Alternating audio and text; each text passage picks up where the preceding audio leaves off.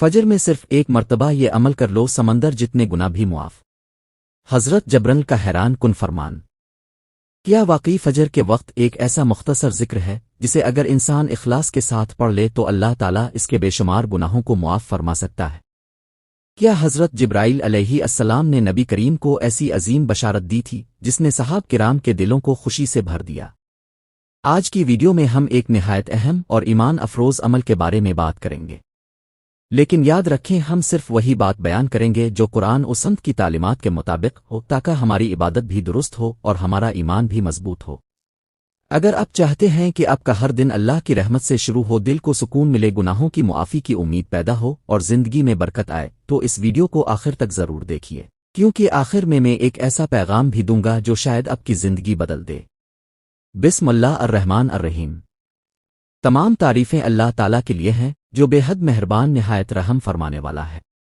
درود و سلام ہو ہمارے پیارے آقا حضرت محمد پر، جنہوں نے ہمیں اللہ کی رضا حاصل کرنے کا آسان ترین راستہ سکھایا۔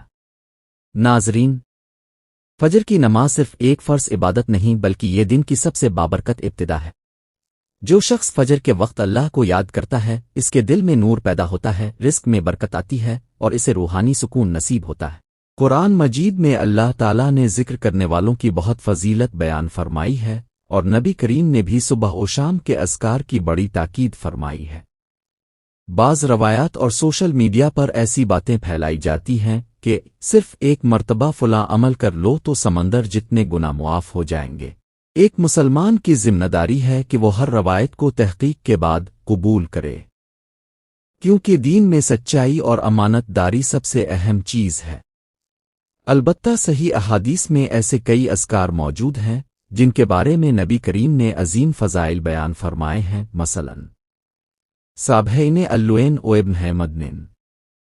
حدیث میں آتا ہے کہ جو شخص یہ ذکر 100 مرتبہ پڑھتا ہے، اللہ تعالیٰ اس کے گناہوں کو معاف فرما دیتا ہے، اگرچہ وہ سمندر کی جھاگ کے برابر ہوں۔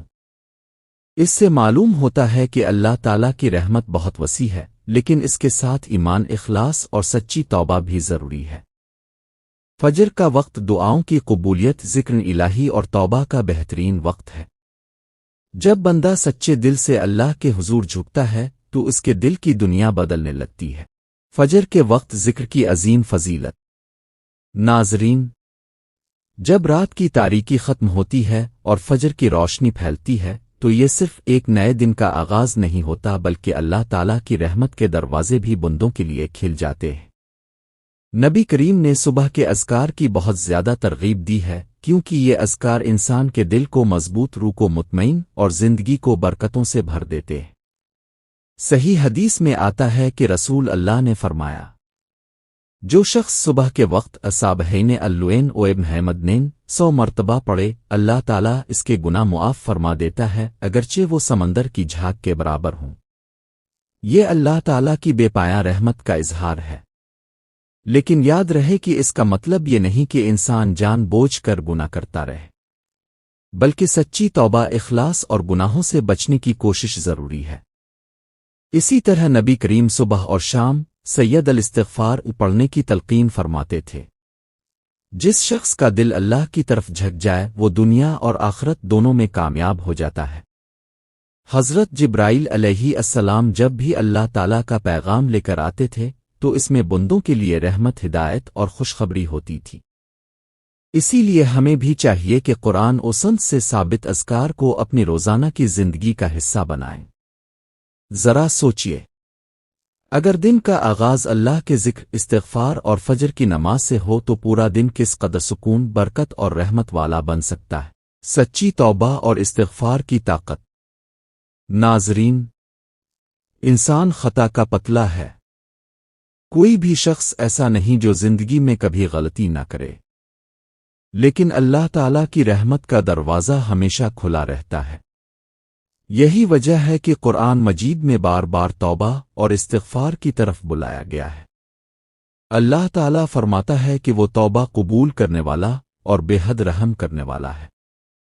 جب بندہ سچے دل سے اپنے گناہوں پر نادم ہو کر اللہ کے حضور جھکتا ہے تو اللہ تعالیٰ اس کے گناہوں کو معاف فرما دیتا ہے۔ ذرا تصور کریں، ایک شخص برسوں سے گناہوں میں مبتلا رہا، اسے لگتا ہے کہ شاید اب اس کی بخشش ممکن نہیں، لیکن ایک صبح وہ فجر کے وقت اٹھتا ہے، وضو کرتا ہے، نماز ادا کرتا ہے اور آنسوؤں کے ساتھ اللہ سے معافی مانگتا ہے۔ یہی وہ لمحہ ہوتا ہے جب اس کی زندگی بدلنا شروع ہو جاتی ہے۔ نبی کریم خود بھی کثرت سے استغفار فرمایا کرتے تھے، حالانکہ آپ معصوم تھے۔ جب اللہ کے محبوب روزانہ استغفار کرتے تھے تو ہمیں اس کی کتنی زیادہ ضرورت ہے۔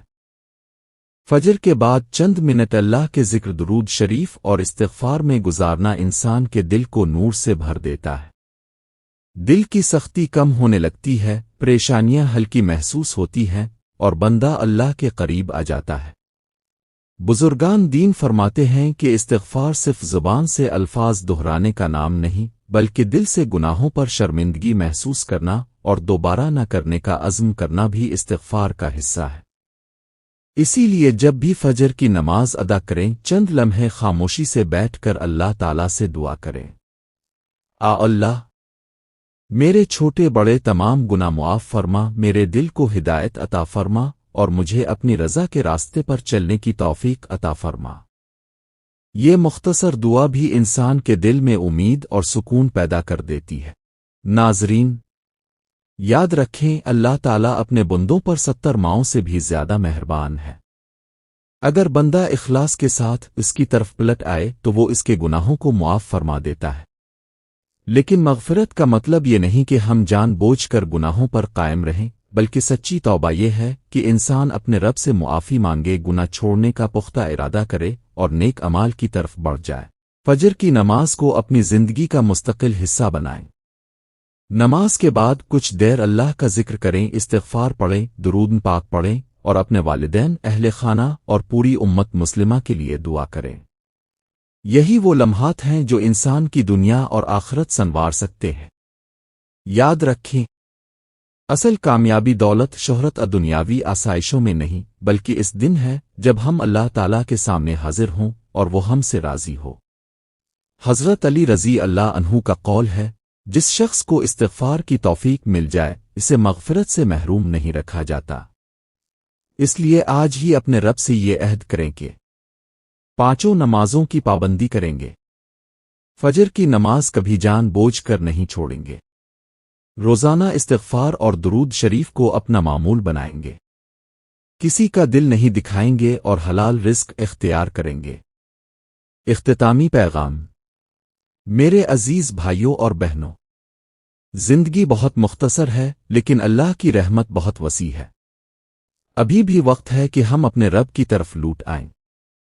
ہو سکتا ہے آج کی یہ ویڈیو کسی ایک انسان کی زندگی بدل دے، کسی گناہگار کے دل میں توبہ پیدا کر دے، کسی مایوس شخص کو اللہ کی رحمت سے جوڑ دے۔ اللہ تعالی ہمیں اخلاص کے ساتھ نماز قائم کرنے، کثرت سے استغفار کرنے، قرآن پر عمل کرنے اور سنت رسول کے مطابق زندگی گزارنے کی توفیق عطا فرمائے۔ آمین۔ اگر آپ کو یہ ویڈیو پسند آئی ہو تو اسے ضرور شیئر کریں تاکہ یہ نیکی زیادہ سے زیادہ لوگوں تک پہنچے۔ ہو سکتا ہے آپ کی ایک شیئر کی وجہ سے کسی کی ہدایت کا ذریعہ بن جائے اور اس کا اجر قیامت تک آپ کے نام اعمال میں لکھا جاتا رہے۔ جزاکم اللہ خیر، والسلام علیکم ورحمۃ اللہ وبرکاتہ۔